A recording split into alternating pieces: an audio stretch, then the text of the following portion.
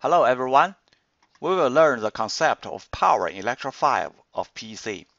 Firstly, we introduce the definition of the power.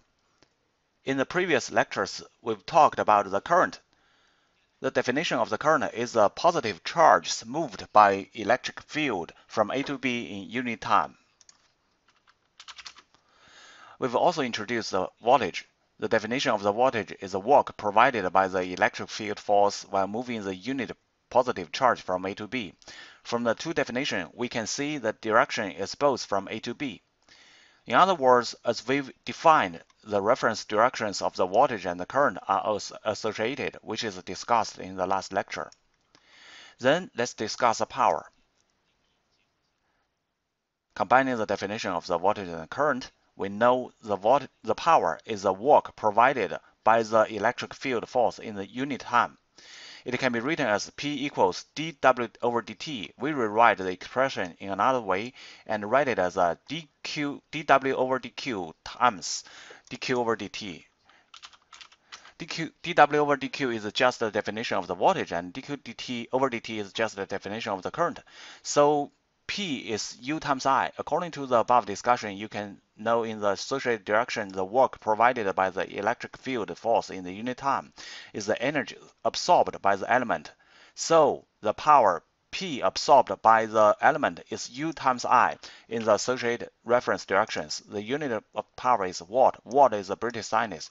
The unit of energy is joule. Joule was also a British sinus. Let's discuss the calculation of the power now.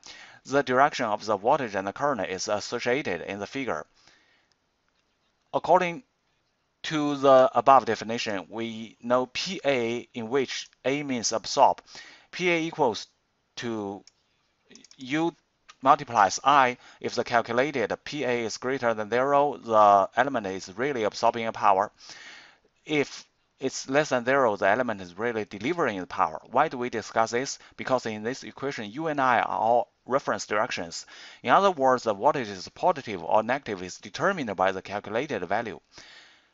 If the reference directions of U and I is non-associated, as the figure shown at the lower left corner, similar to the previous analysis, we know the power delivered by the element is U times I, in which D means deliver. If the calculated PD is greater than 0, the element is really delivering power.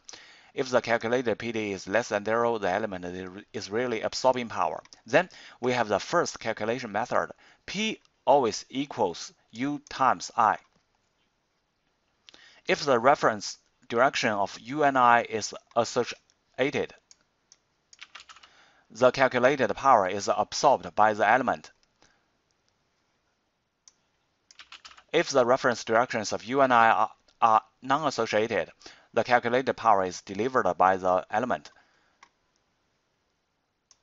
Then we discuss another method to memorize.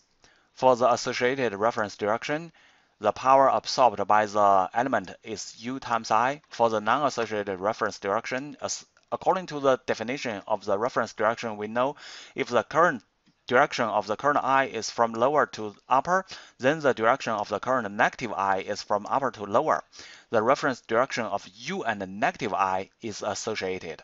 So for this element, PA equals U times negative I equals negative U times I.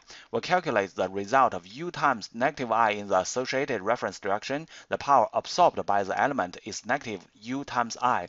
Obviously, the power delivered by the element is U times I. This is a second way to memorize the calculation of the power. That is, we always calculate the power absorbed by the element. In other words, we try to change the reference direction of U or I into the associated direction. Next, we do an exercise. There are two voltage sources here. U1 equals 10 volts, U2 equals to 5 volts, R equals 5 ohms.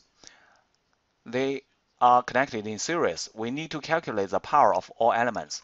For such a simple question, we can easily know the current in this circuit is 10 minus 5 over 5 equals 1 ampere.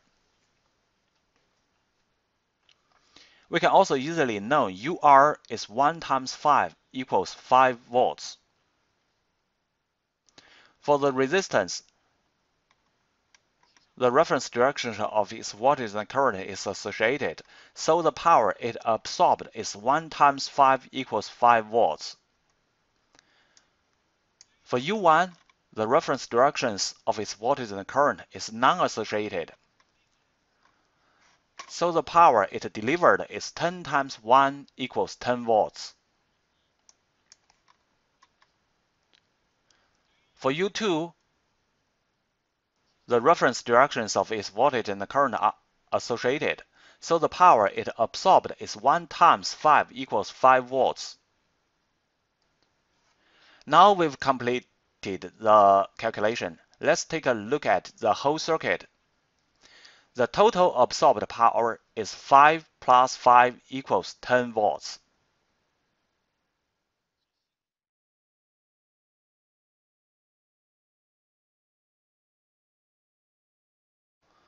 The total delivered power by the circuit is 10 volts.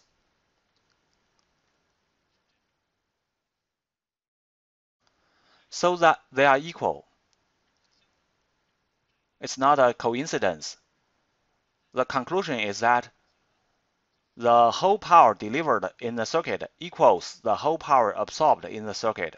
It's called the conservation of the power. Okay, this is the end of lecture 5.